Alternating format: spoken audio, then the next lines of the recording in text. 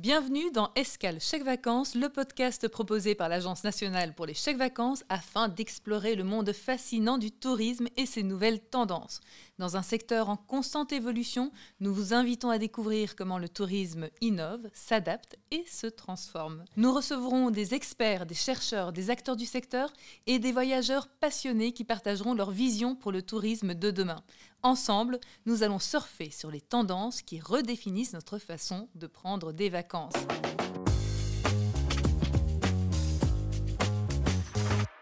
Novembre 2022, l'IA générative est entrée dans notre quotidien et celui des entreprises. Qu'en est-il pour le secteur du tourisme ? Pour en discuter, j'ai le plaisir d'accueillir deux experts de cette question. Bonjour Erwan Simon. Bonjour. Vous êtes CEO de Génial, une entreprise à la pointe des solutions d'intelligence artificielle. Et bonjour Christelle Taillarda. Bonjour. Vous êtes directrice du comité départemental du tourisme de l'Aube et administratrice de l'ANCV, au profil spécifique d'ingénieur en génie électrique. Merci à tous les deux d'avoir accepté notre invitation à participer à cet épisode dédié à l'impact de l'IA sur le tourisme d'un point de vue des acteurs du secteur. Si vous souhaitez en savoir plus sur l'impact de l'IA côté expérience client, nous vous invitons à écouter l'épisode qui y a été dédié. Alors, petite question personnelle pour commencer, qu'est-ce qui vous relie chacun à l'IA et au tourisme ? C'est assez simple, vous l'avez dit, je suis ingénieur de formation, donc forcément l'IA, je l'ai apprise sur les bancs de l'école. Et aujourd'hui, évidemment, je suis un peu early adopter comme beaucoup de mes collègues. Et je saute un petit peu sur toutes les nouvelles avancées des IA au pluriel. Et puis au tourisme, eh bien, je dirige l'agence d'attractivité au Banc-Champagne. Le tourisme, c'est un vecteur de développement des territoires ruraux, ce qui est un peu ma deuxième passion. Merci. Erwan ? De mon côté, on va dire que c'est génial, puisque génial donc pour Generative IA Lab.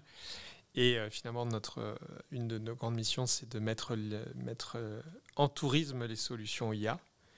Donc, on est ici pour parler de mes deux passions, on va dire. Alors justement, comment l'IA peut-elle être utilisée au service du tourisme ? L'IA dans le tourisme, ça va venir couvrir en effet tous les cycles de vie d'un voyageur. Donc finalement, pour les entreprises du tourisme, l'IA, elle va toucher tous les moments de vie d'un voyageur. Quel que soit l'acteur du tourisme, là où il intervient, il va mettre une ou plusieurs composantes de l'IA dans ses processus. Et donc le sujet maintenant pour un acteur, c'est de se dire par où commencer et où est-ce que l'IA peut être le plus utile. Ouais. Christelle, on vous demande votre avis en tant qu'acteur du tourisme. Je voudrais même aller un petit peu au-delà. C'est-à-dire que je pense que la France est un vrai pays touristique, a encore matière à développer son tourisme et surtout du tourisme vertueux, c'est-à-dire en gros du tourisme avec ce qu'on a et pas avec ce qu'on doit construire pour le faire. Et pour ça, l'IA peut aider des acteurs qui ne sont pas forcément du milieu du tourisme à développer une activité touristique. Concrètement, le tourisme, c'est une économie de la disponibilité, de l'accueil, finalement de la pédagogie. Si vous êtes artisan, vous pouvez très bien avoir 1 ou 2 journées par semaine où vous recevez des gens pour leur apprendre votre métier. Et ça, vous allez le vendre plutôt bien. Et vous allez en plus vous réjouir de recevoir des gens qui viennent d'autres pays et qui ont d'autres cultures.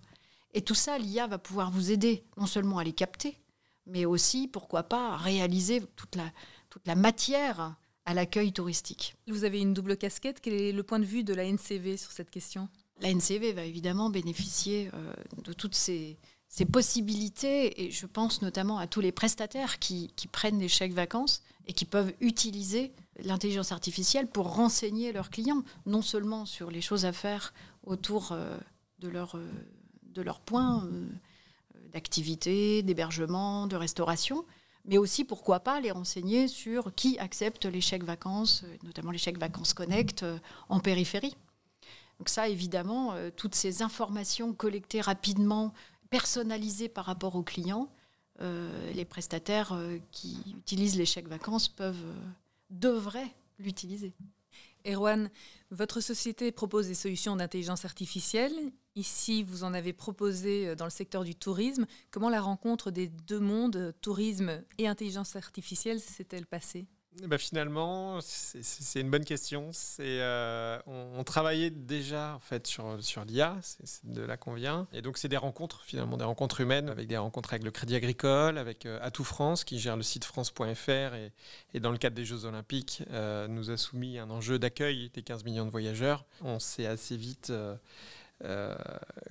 rapproché sur Marianne. Donc Marianne qui est l'IA de France.fr, sur une logique de dire finalement l'IA peut aider à avoir un côté inspirationnel d'accueil et de découverte de la France, partout, en Outre-mer inclus. Et donc c'est comme ça que l'histoire a vraiment démarré. Donc comment l'IA peut-elle être utilisée au service des acteurs du tourisme ? L'IA, elle est utilisée à travers un exemple que je peux donner sur Marianne, qu'on a fabriqué dans le cadre des Jeux Olympiques. Qui est une agence virtuelle, c'est ça ? Voilà, Marianne, exactement. C'est ce qu'on appelle un agent IA. Donc c'est une intelligence artificielle spécialisée dans un domaine qui est ici l'accueil, l'inspiration à découvrir des activités à faire en France. Donc elle a été, entre guillemets, entraînée. On lui a donné de la donnée France à travers data tourisme, tourisme et handicap, les hébergements classés, tout un ensemble de données qu'elle a pu finalement collecter, comprendre, apprendre. Et maintenant, ça veut dire que tout voyageur qui va sur le site france.fr peut interroger Marianne et obtenir des réponses sur l'ensemble de cette donnée touristique France dans une logique conversationnelle. Et donc, c'est ce qu'on appelle les agents qui sont vraiment une nouvelle tendance de l'IA et qui rentrent totalement dans les processus métiers de n'importe quel acteur du tourisme. D'accord, donc en bref, un agent IA, c'est ? Un agent IA, c'est une IA plus de la donnée et installé dans un processus métier pour répondre à un objectif bien précis. Ça résout des problèmes comme les hallucinations, des choses comme ça, c'est plus performant. Et donc, c'est des évolutions d'un ChatGPT finalement qui était en quelque sorte un premier agent généraliste qui faisait beaucoup de choses, mais sans être précis et performant dans toutes les fonctions qu'il aurait pu avoir. Comment l'IA peut-elle encore aller plus loin pour soutenir des acteurs touristiques ? Elle va aller beaucoup plus loin qu'aujourd'hui. Pour une simple et bonne raison, c'est qu'aujourd'hui, elle est utilisée d'un point de vue grand public par ChatGPT, par les touristes. Mais maintenant, le sujet, c'est comment les acteurs du tourisme vont s'approprier cette solution. Et on voit très bien aujourd'hui, la problématique qu'ils ont, c'est qu'est-ce qu'on fait avec ?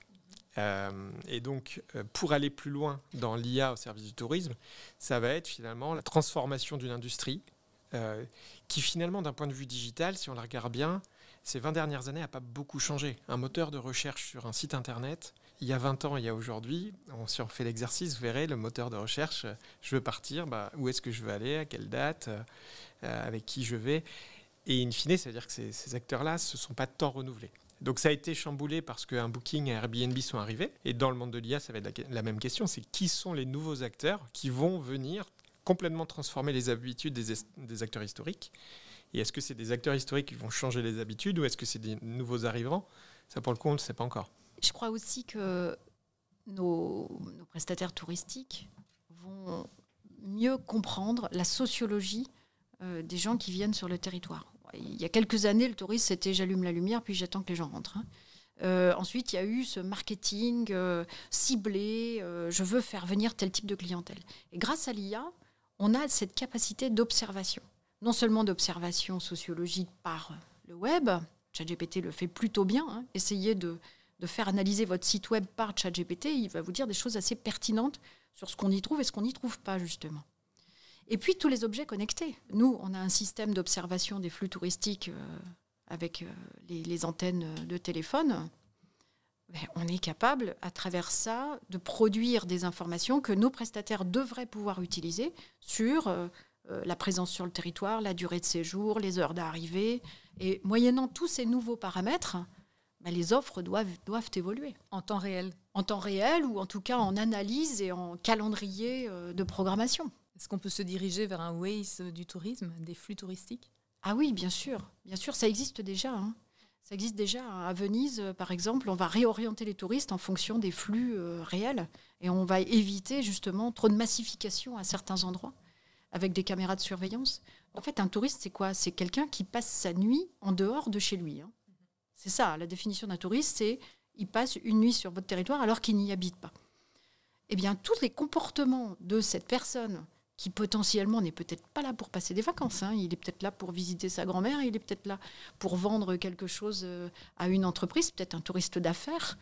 Tous ces comportements vont pouvoir, moyennant bien sûr la gestion personnelle, être globalement analysé.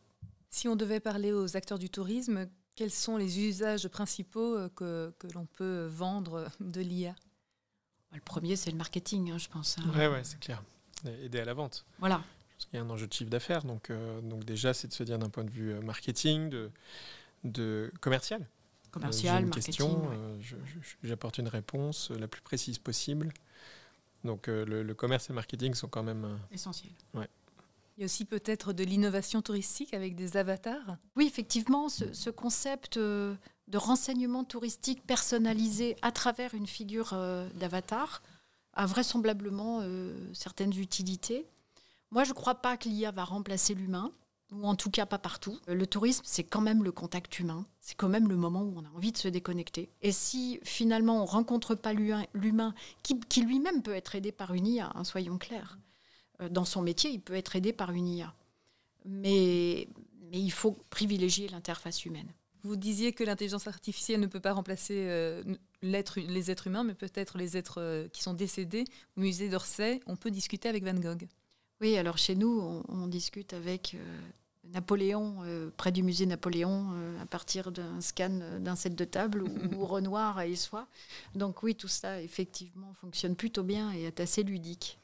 Ouais, il y a un vrai intérêt aussi d'incarner finalement ces avatars ou ces solutions IA, c'est que finalement, quand on veut en parler, s'il n'a pas de nom, si on a du mal à le décrire, s'il ne peut pas être porté tout seul, finalement, c'est difficile de le diffuser. Donc, c'est vrai qu'avec Fort-de-France, on travaille avec un compagnon qui s'appelle Zalmi, en créole, c'est compagnon. Et donc, à l'accueil des croisiéristes, 500 000 croisiéristes l'hiver, et bien finalement, c'est Zalmi est là pour vous accueillir. Et donc, il y a un vrai intérêt, à l'image de ce qu'on fait sur un projet en ce moment, pour conseiller aussi sur l'affluence. À partir du moment où Zalmi peut vous dire, en fait, pour tel aquarium, on peut vous conseiller de venir entre 8h et 11h. À ce moment-là, le compagnon a une vraie valeur ajoutée dans le conseil, à condition que la donnée soit disponible. Et au final, ce sont aussi peut-être des opérations plus efficaces pour les acteurs du tourisme, des chaînes d'approvisionnement qui sont mieux suivies. Qu'en dites-vous ? Normalement, effectivement, l'IA devrait améliorer la fluidité des flux touristiques et des flux d'approvisionnement. Normalement. Encore faut-il que tout cela soit bien programmé. Alors, je vous propose de prendre un exemple concret, un hôtel ou un camping. Qu'est-ce que l'IA peut lui proposer comme service original ? L'IA, elle peut l'aider sur toute sa chaîne de fonctionnement. Elle peut l'aider, bien sûr, à améliorer son site internet, améliorer sa visibilité d'une manière générale, en faisant analyser un peu son empreinte numérique. Elle va pouvoir l'aider dans la rédaction de ses documents d'accueil, dans toutes les langues et dans toutes les cultures. On n'écrit pas la même chose en fonction des cultures. Elle peut même avoir des petits chats. Pouvez-vous filmer sur un message d'accueil et le convertir avec HeyJane dans n'importe quelle langue du monde. Ensuite, il y a toutes les contraintes réglementaires qui sont quand même très complexes. Je pense notamment pour les campings, ils sont soumis à des audits sur les changements climatiques, les risques d'inondation, les risques de tremblement de terre. Tout ça, ça nécessite d'analyser des documents légaux et puis de faire son propre document d'évacuation. L'IA peut le faire. Alors évidemment, elle ne va pas savoir exactement toutes vos données personnelles qui ne seront pas présentes sur le web. Mais globalement, elle va vous proposer un plan qui sera déjà à 80% rédigé. Et le camping sera peut-être plus à même à répondre à toute question sur les lieux, sur les environs. Grâce à Génial, oui. Oui, c'est vrai que pour les campings, sur les hôtels, moi j'ai l'exemple de Mia en Provence. Provence Tourisme a fabriqué Mia pour valoriser finalement les actualités et les événements sur place. Et en partenariat avec tous les hôtels, Mia a été diffusé dans les chambres. Donc il a été mis en avant. Et donc de chaque personne, du coup, chaque client qui est dans sa chambre d'hôtel, à Mia, il y a un QR code et il peut venir interroger quoi faire autour de cet hôtel ce soir, ou manger, ou sortir. Donc il y a un vrai intérêt sur cette logique-là. Et puis au-delà, pour n'importe quel type d'entreprise, là où l'IA va servir beaucoup aussi dans le quotidien, c'est de gagner du temps dans ce qui est souvent des tâches un peu pénibles et chronophages. Donc l'IA, elle peut venir vraiment pour chaque entreprise là où elle en a le plus besoin pour essayer d'enlever, pour moi, beaucoup de pénibilité et pour qu'on puisse tous se concentrer sur de la vraie valeur ajoutée, ce qui aura de la valeur pour le client. L'IA permet-elle d'optimiser l'offre de tourisme ? À partir du moment où l'IA s'est personnalisée, elle sait forcément mieux adapter une offre. Donc oui. Elle sait aussi l'actualiser. Il y a souvent des enjeux autour de l'actualisation des fiches produits, des fiches d'hôtel, des fiches de visite. Il y a souvent des à ne pas manquer. Mais sur des fiches produits qui sont mis à jour tous les 5 ans, le à ne pas manquer n'est pas forcément toujours au fait de la dernière actu. Donc par exemple, il y a des cas d'usage comme ça où le à ne pas manquer est capable de parler de l'événement qui aura lieu dans 2 semaines et qui peut être du coup l'argument pour dire tiens, on prend cet hôtel parce qu'il y a un truc qui se passe à côté. Erwan, pouvez-vous nous parler des solutions qu'avec Génial, vous avez mis en œuvre pour des acteurs du tourisme ? On travaille avec beaucoup de destinations. On travaille avec la Provence, on travaille avec les Charentes, on travaille avec la Nouvelle-Aquitaine, la Corrèze, Ille-et-Vilaine. Donc tous ces acteurs-là, ils ont un enjeu, finalement, ils ont de la donnée. Ils ont de la donnée touristique et ils ont un enjeu de promouvoir leur territoire. Et dans le contexte économique dans lequel on est, il est évident qu'il faut qu'on puisse faire des choses de qualité à des budgets qui sont maîtrisés. Et l'IA, elle permet de faire beaucoup de choses. C'est-à-dire qu'elle permet d'aller agréger de l'information, aller chercher de l'information, l'actualiser. Donc tout ce travail de constitution de la donnée territoriale, on y travaille beaucoup sur rafraîchir cette donnée. Et puis il y a ensuite les solutions qui sont mises dans les mains des voyageurs. Donc on a notamment CLIA en Alsace sur un accueil par IA pour l'office de tourisme, notamment quand elle est fermée. Et là, c'est très intéressant puisque 2 questions sur 3 aujourd'hui sont résolues par l'IA. Et donc, finalement, et on le voit, il y a clairement un changement de métier, mais pour ceux qui étaient avant là pour répondre aux questions, ça leur va bien parce que répondre toujours à la même question de l'horaire du marché de Noël ou de l'heure des méduses pour telle plage, c'est pas là où les gens sont les plus épanouis dans leur travail. Non. Et donc, il faut rendre plus attractifs ces métiers-là. Et l'IA, elle permet de rendre de l'attractivité dans ce type de métier et du coup d'amener des nouvelles générations sur des enjeux qui sont de l'accueil sur les territoires. Alors, imaginons qu'à ce stade-ci, nous ayons convaincu des acteurs du tourisme à se lancer et à intégrer l'IA dans leur travail. Quelles sont vos recommandations et conseils pour bien intégrer l'IA dans leurs activités ? Moi, je dirais que dans un premier temps, ne mettez pas l'IA en face du client. Attendez un petit peu. Ou bien il faut que ce soit des outils éprouvés comme ce que fait Erwan. Mais n'essayez pas de mettre un chatbot issu directement de ChatGPT sur votre site. Vous risquez d'avoir de mauvaises surprises. En revanche, utilisez l'IA pour gagner, comme on le disait, 10 à 20% de votre productivité. Toutes les présentations, tous les discours, tous les documents formels ou informels peuvent être largement améliorés par l'IA. Moi, j'ai des collaborateurs, je leur demande de passer les documents qu'ils m'apportent par la moulinette ChatGPT ou autre avant de les présenter. Parce qu'on enlève effectivement 80% des problèmes, des petits comme des gros. Erwan ? Moi, je dirais d'y aller avec deux visions. Une vision long terme, une vision court terme. La vision long terme, c'est de se dire que d'un point de vue culturel dans une organisation, l'entreprise va y aller, l'organisation va y aller. Donc, il y a un enjeu culturel. Il y a un enjeu culturel à préparer les équipes, à adopter ces nouveaux outils. Et pour ça, il faut qu'une direction fixe un cap et une volonté à le faire, puisqu'il y aura toujours des bonnes raisons de ne pas y aller. Et puis sur le court terme, c'est d'avoir une approche très pragmatique, ce qu'on dit une test and learn, essayer à apprendre. Il y a souvent des projets qui ne marchent pas. Ça ne veut pas dire que l'IA ne marche pas. Et donc l'enjeu qu'on voit, nous, dans les entreprises, c'est plutôt de se dire, essayons, voyons ce qui marche, et on continue de construire sur des fondations qui permettent de se dire, on commence petit et puis on fait grossir progressivement. C'est comme ça, en général, qu'on évite de prendre des trop gros projets et de se dire 2 ans plus tard, on n'a rien, et d'avoir des résultats, des petites victoires qui vont faire ensuite des vraies fondations pour la suite. Et quels sont justement les principaux défis que les acteurs du tourisme rencontrent en intégrant l'IA dans leurs activités ? Moi, je dirais que c'est la maîtrise de leurs données. C'est la première chose qu'ils doivent bien gérer. Qu'ils savent sur quoi l'IA doit taper. Quelles sont les données qui les caractérisent ?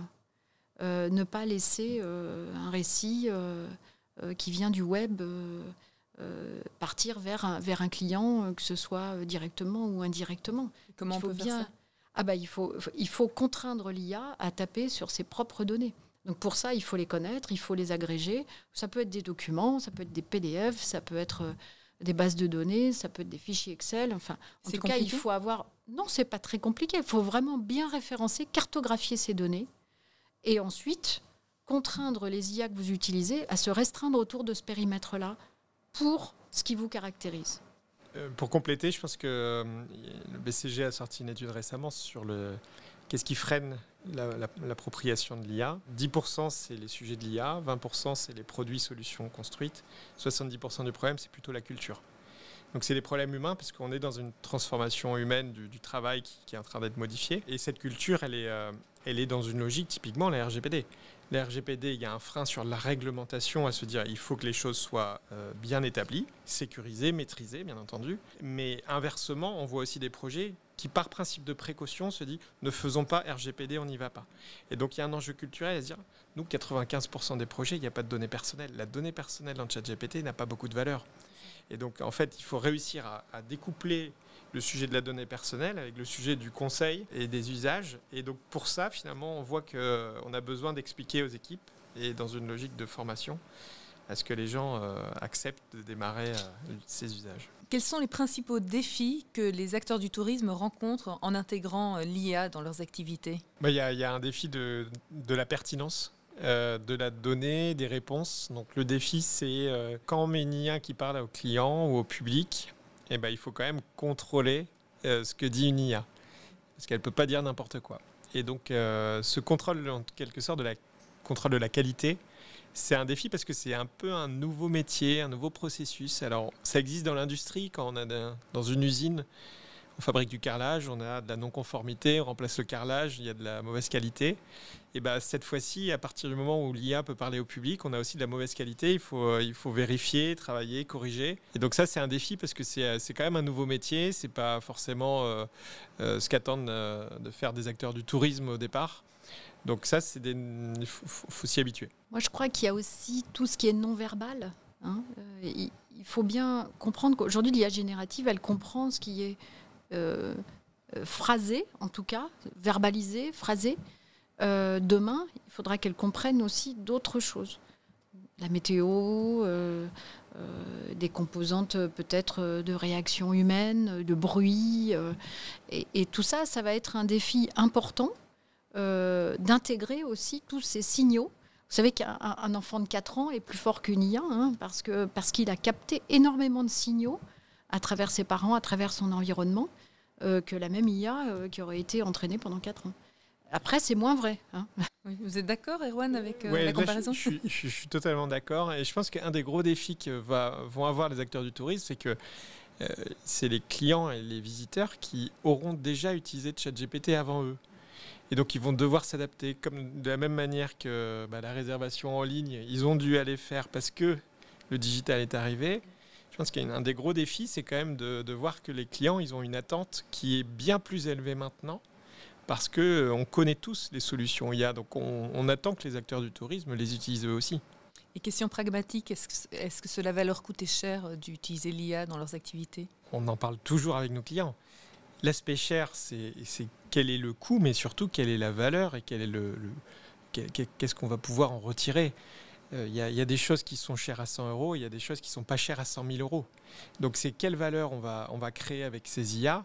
Elle sera chère quand on n'en fera pas un bon usage. Et quand ils n'arriveront pas à réellement le mettre. On le voit aujourd'hui, il y a beaucoup d'outils IA, je ne vais pas les citer, mais où je paye une licence 30 € sur mon bureau de travail et les équipes ne l'utilisent pas ou pas bien. Et donc ça, c'est cher pour le coup. Donc finalement, un dirigeant d'entreprise, il faut qu'il s'assure en tout cas que l'IA est vraiment pas de la valeur, qu'il ait de la valeur et que ça reste pas gadget, quoi. En tout cas, je crois qu'il va falloir évaluer le temps homme que ça fait gagner. Et c'est comme ça qu'on évaluera le prix réel de l'outil. Merci, c'est déjà la fin de cet épisode dédié à l'intelligence artificielle au service des acteurs du tourisme. Un grand merci à nos invités, Christelle et Erwan, pour leur précieux éclairage. L'avenir du tourisme sera sans aucun doute influencé par ces technologies et ceux qui sauront s'adapter et innover pourront sans doute encore mieux répondre aux attentes des voyageurs de demain. Merci d'avoir écouté Escale Chèque Vacances et si ce n'est déjà fait, abonnez-vous à ce podcast pour continuer à explorer avec nous les tendances qui redéfinissent votre façon de prendre des vacances. À très bientôt dans une prochaine Escale Chèque Vacances.